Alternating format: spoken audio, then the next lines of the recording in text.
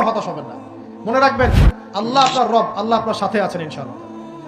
এই সমাজ আপনাকে যেভাবে শেখায়, কিভাবে শেখায়, এই যে স্কুল, কলেজ, ইউনিভার্সিটি, চাকরি, বিয়ে, সন্তান প্রতিপালন, আর তার ইন্না লিল্লাহি ওয়া ইন্না ইলাইহি রাজিউন, এই তো শেখায় নাকি? সবসময় মনে রাখবেন যে আল্লাহ রাব্বুল আলামিনের পরিকল্পনাই আপনার উপরে সবচেয়ে বেশি অগ্রাধিকার যোগ্য, সমাজের পরিকল্পনা নয়। পরিবার আপনাকে চাপ দিচ্ছে, চাকরি পাস না, পড়াশোনা করিস না, হ্যাঁ পড়াশোনায় কেন তুই 80 নম্বর পাইলি না, কেন চান্স পেলি না, কবে চাকরি পাবি, কবে আমাদেরকে দেখবি, খাওয়াবি, পড়াবি, এই যে চাপগুলো চারপাশ থেকে আসে কিনা? এতে করে অনেক যুবক দেখা যায় মাদকাসক্ত হয়, অনেকে দেখা যায় আত্মহত্যা করছে, ইদানিং করছে কিনা ভাই? এই শব্দটা থেকে আমি এই পয়েন্টটা আজকে লিখেছিলাম যে ভুলেও আল্লাহর প্রতি বিশ্বাস এবং তাওয়াক্কুল হারাবেন না। সমাজ যেভাবে শেখায়, সমাজ চারপাশে যে চাপ আপনাকে দিচ্ছে, এই চাপে নিজে গা ভাসিয়ে দিবেন না।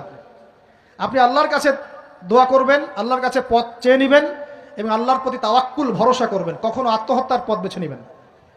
কি হয়েছে? 80 নম্বর পান নাই তো কি হয়েছে? আপনি চেষ্টা করেছেন কিন্তু চান্স পান নাই তো কি হয়েছে? চেষ্টা তো করেছেন আপনি চেষ্টা করেছেন, ইউনিভার্সিটিতে চান্সের জন্য আপনি চান্স পাই নাই, চেষ্টা করেছেন আপনি, বাস চেষ্টা করেছেন, পাই নাই, তাকদিরে ছিল পাই নাই, বাস আমি আমার চেষ্টা করেছি। কখনোই আত্মহত্যার পথ বেছে নেবেন না। আর আমরা পিতা মাতাদেরকে রিকোয়েস্ট করব, কোনো অবস্থাতেই সন্তানকে এত বেশি চাপ দিবেন না যে সন্তানটার এই কোমরটাই ভেঙে চলে যায়।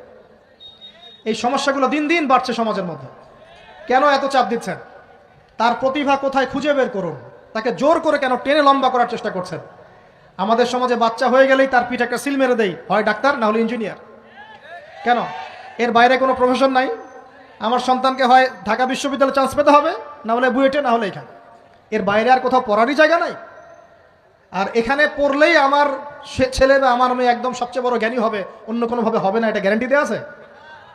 যারা সভ্যতা বিনির্মাণ করেছেন তারা কয়জন বড় বড় ডিগ্রি সার্টিফিকেট পেয়েছেন খুঁজে বের করে দেখেন, খুঁজে বের করে।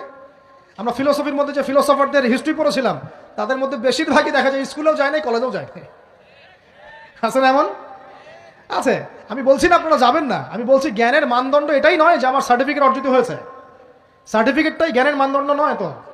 হ্যাঁ, প্রতিযোগিতার একটা জগৎ আছে, আমাকে সে জগৎ উতরাতে হবে। আপনি চেষ্টা করবেন, যদি না হয় তাকদীরে ছিল, হয় নাই, বাস হয় নাই।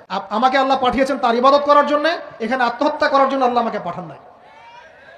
আমার জীবন যদি দিতেই হয় তাহলে আল্লাহর জন্য দিব ইনশাআল্লাহ। ঠিক আছে কথা? ব্যাস, দুনিয়ার জন্য নয়। আল্লাহ পাক বোঝার তৌফিক দান করুন।